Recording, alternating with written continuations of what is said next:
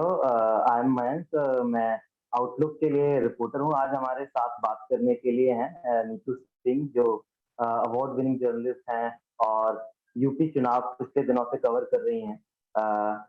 तो नीतू जी, बहुत बहुत स्वागत है आपका थैंक यू, हमारे थैंक यू। फेसबुक लाइव में।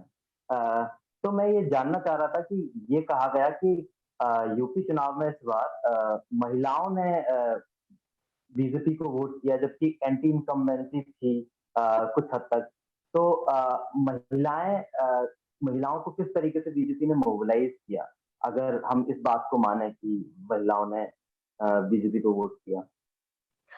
देखिए, इसकी मुझे 2-3 वजहें लगती हैं बहुत मजबूत। पहली वजह तो मुझे ये लगती है कि जो ये पिछले 2 साल कोविड में राशन बाँटा गया, इसका खासा असर पड़ा महिलाओं पे, क्योंकि महिलाओं के नाम ही राशन कार्ड था और उन्हें लग रहा था कि पूरे 2 साल हमें फ्री में राशन मिला है। एक जो फ्री वाला प्रचलन रहा, वो काफ़ी असर किया महिलाओं पे कि उनको फ्री में राशन मिला। दूसरा, जिन महिलाओं के नाम ज़मीनें थीं, जो खाते में ज़मीनों का पैसा आ हम्म। रहा था, 2000 रुपए, वो भी उसने भी एक बहुत अहम रोल निभाया इस वोटिंग में। उनको लगा कि पहली बार वो ऐसा देख पा रही थी महिलाएँ कि उनके खाते में पैसा आ रहा है ज़मीन का। भले ही वो खेत अपना बटाई पे उठा दे रही थी, पर उनको लग रहा था कि अगर महँगाई हुई, अगर ये कोविड टाइम का रहा, तो हमें 2000 रुपए पर बीघे के हिसाब से मिल रहा है। तो इसका एक अहम रोल लगा। तीसरा, जो ये कोविड के टाइम पे 1000 रुपए देने का प्रचलन रहा, इसने भी एक अहम रोल हम्म। निभाया, क्योंकि महिलाएँ बेसिकली इसको पैसे से ज़्यादा जोड़ के देखती हैं। उन्हें लगता है कि अगर ये 2 साल कोविड की इतनी बड़ी महामारी रही है, तो उस दौरान जब हम्म। लोगों की नौकरी छिनी, लोग परेशान रहे, तो जो घर के में खर्चे की जद्दोजहद थी, वो कहीं न कहीं इस सरकार ने उसको आसान किया, उसको कम किया।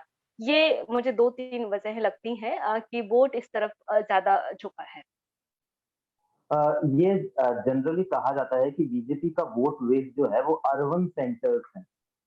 बट इस बार के चुनाव में हमने देखा कि रूरल एरियाज में भी बीजेपी को लोग काफी पसंद कर रहे थे या उसको वोट करना चाह रहे थे। तो इसमें आप काफी गाँव के एरियाज में गई हैं, आपने देखा है।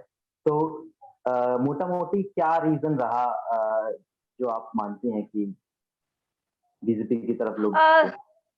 हाँ, देखिए, इसमें भी हम वही कहेंगे कि योगी और मोदी का जो प्रचार-प्रसार करने का तरीका था, वो बहुत स्ट्रॉन्गली रहा, कि लोगों को पूरे ये हम कह सकते हैं कि हाल ही का लोगों को बहुत याद रहता है। पिछले 3 साल उन्होंने क्या काम किया, इस पे कम ध्यान देते हुए, ये 2 साल कोविड का वो बहुत ध्यान से देख रहे थे कि 2 सालें उनकी चीज़ें बहुत आसान रहीं और लोगों को लग रहा था, ख़ासकर अगर हमने जिन जो रिपोर्टिंग की है, वो दलित समुदाय में ज़्यादा की है जाके, तो हम्म। दलित समुदाय को ये लग रहा था कि पहले से अब जो कानून व्यवस्था है, वो थोड़ी-सी ठीक हुई है। लोग उनकी बातों को सुन रहे हैं, उनकी बातों को तवज्जो दी जा रही है, हिंसाएँ कम हुई हैं। ये उनका अपना मानना था कि हिंसाएँ कम हुई हैं, पहले से चीज़ें बेहतर वो देख रहे थे और उन्हें ऐसा लग रहा था कि जो मुझे जो मोटा-मोटी बहुत ख़ास वजह लगी, वो राशन ने एक अहम रोल निभाया। क्योंकि उनका कहना ऐसा था कि जो बाकी की सरकारें रहीं, उन्होंने कभी उनको मुफ्त में राशन नहीं दिया। 1-2 महीने दिया होगा, पर सालों-साल मुफ्त में राशन नहीं दिया।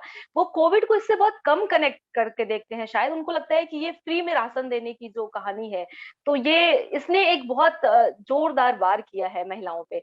पर ऐसा हम नहीं कहेंगे कि महिलाओं में नाराज़गी नहीं थी। एक ग्रामीण क्षेत्र में एक बड़ा तबका था, जिनमें नाराज़गी थी, जो महिला किसान खेतों में काम करती हैं, अगर छुट्टा पशु उनकी फसल को नुकसान कर रहे हैं, तो महिलाओं में नाराज़गी थी। महँगाई को लेके महिलाओं में नाराज़गी थी, बेरोज़गारी को लेके नाराज़गी थी, लेकिन ये सब नाराज़गी कहीं न कहीं इस राशन पे ये कुछ पैसों पे थोड़ी-सी भारी पड़ गई। अच्छा, आप जैसा कह रही थी कि फ्री राशन ने लोगों को काफ़ी मतलब बीजेपी की तरफ उनका झुकाव बढ़ा फ्री राशन की वज़ह से।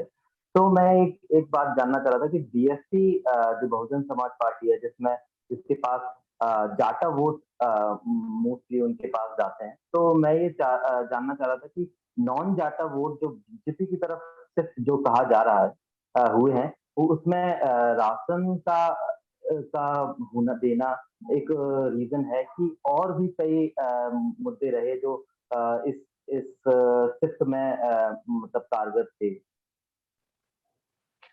एक तो देखिए कि जो बाकी पार्टियां थी, कई बोर्ड तो इस तरफ भी इस वजह से भी बीजेपी की तरफ झुका कि बीजेपी जीत रही है, बीजेपी सत्ता में आ रही है, तो हुँ, वोट क्यों बर्बाद किया जाए। तो लोग इस तरह पे भी हुँ, झुके। दूसरी पार्टियां जो बीएसपी का अगर हम देखें तो बीएसपी का अ, लोगों में ये बैठ गया है कि वो पार्टियां वापस नहीं लौटेगी, तो वोट क्यों बर्बाद करना।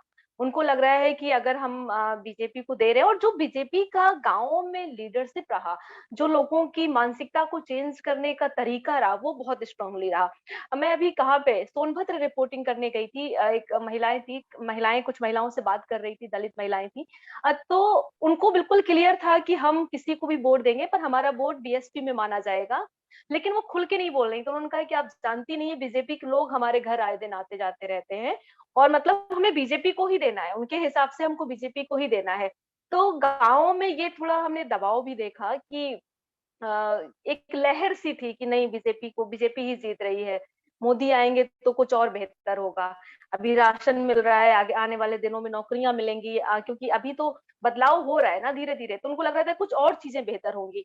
लोग धर्म से भी काफी जुड़े हुए दिखे मुझे, कि उनको लगा कि अगर जो अयोध्या मंदिर इतने सालों से नहीं बना, हर बार चर्चा में चुनाव में रहता था, इस बार चर्चा में अयोध्या मंदिर मतलब गायब था, क्योंकि वो मंदिर बन रहा था, तो लोगों को ये इससे भी थोड़ा कनेक्टेड फील कर रहे थे। हिंदू मुस्लिम का भी एक रोल रहा, और थोड़ा सा मैं ये भी देख पा रही हूँ कि जो दूसरी जातियां हैं, उनमें ये भी रहा कि जो मुस्लिम समुदाय है उनकी दबंगई थोड़ी सी कम होगी, लोग इस तरह से भी सोच पा रहे थे, थोड़ा सा सोच रहे थे। और लोगों को ये भी लग रहा था कि योगी सरकार में अगर कोई गलत करेगा, अगर कोई दलित को सताएगा, तो उसकी सुनवाई ज्यादा होगी, उस पे कार्रवाई होगी जो उनके साथ गलत काम कर रहा है। एक ये भी धारणा थी। वो कानून व्यवस्था को हम कह सकते हैं कि कानून व्यवस्था को भी एक वो स्ट्रांगली तौर पे देख रहे थे कि कानून व्यवस्था पहले से बेहतर हुई है, ठीक हुई है। अच्छा जिन मुद्दों के बारे में कहा जा रहा था कि ये एसपी की तरफ शिफ्ट कर सकते हैं, जॉब का मुद्दा हो गया, स्ट्रेक छुट्टा पशुओं का मुद्दा हो गया। इन मुद्दों का वोटिंग बिहेवियर में हमने देखा इतना इम्पैक्ट नहीं हुआ। क्या आप इसका कारण देखती हैं कि मुझे लगता है कि विपक्ष इसमें कमजोर रहा। अगर विपक्ष मजबूत होता, विपक्ष इन मुद्दों पे लड़ाई लड़ता, विपक्ष ये दर्शा पाता, ये बहुत मजबूती से कह पाता कि कोविड के टाइम पे जब लाखों मजदूर रोड पे उतर आए थे, अचानक से लॉकडाउन लगा, उस समय की क्या क्या परिस्थितियां रही। सेकेंड लहर में जब लोगों की लगातार जाने जा रही थी, लाशें गंगा में बही जा रही थी, गैस की इतनी क्राइसिस थी, मरीजों को इलाज नहीं मिल पा रहा था, उस समय की क्या परिस्थितियां रही। बेरोजगारी इतनी ज्यादा हो गई, कितने लाखों लाख लोग बेरोजगार हो गए, घर वापस लौट के आ गए, जिनके घर में एक ही दो लोग कमाने वाले थे उनकी भी नौकरी छूट गई। मैं इन सभी मुद्दों में देखती हूँ कि विपक्ष बहुत कमजोर नजर आया। अगर विपक्ष बहुत स्ट्रांगली नजर आता, हम ये भी कह सकते हैं, एक तो ये था कि विपक्ष कमजोर नजर आया, दूसरा हम ये कह सकते हैं कि इसमें मीडिया का भी एक अहम रोल रहा। अगर मीडिया शायद इन मुद्दों को गंभीरता के साथ उठाती, उस गंभीरता के साथ दिखाती, तो शायद तो भी लोगों की मानसिकता में थोड़ा-सा बदलाव आता। अच्छा मेरा आखिरी सवाल ये है कि हमने देखा पिछले कुछ समय में काफ़ी दलित जो समुदाय है, उनमें भी कास्ट बेस्ड पार्टी काफ़ी सामने आई है, जैसे मुसहर समाज पार्टी है। ऐसे एक निषाद पार्टी है। तो इन पार्टीज़ का अपनी कास्ट में सपोर्ट बेस है कि ये उस समाज के लोग नेशनल पार्टीज़ में अपनी आइडेंटिटी को ढूँढने की कोशिश करते हैं? नहीं, जो अगर इस कम्युनिटी के लोग हैं, उनको लोग उसमें देख रहे हैं, लोग सपोर्ट कर रहे हैं। पर वही बात फिर हम कहेंगे दोबारा से कि उनको बहुत स्ट्रॉन्ग नेतृत्व नज़र नहीं आ रहा है ना? वो ये भी सोच रहे हैं कि अगर सरकार हुँ। बीजेपी की बन रही है, तो हम शहर कम्युनिटी के अगर अपने लीडर को वोट देंगे, तो कितना अहम होगा। तो लोग कहीं न कहीं फिर आते घूमते सरकार पे जा रहे हैं।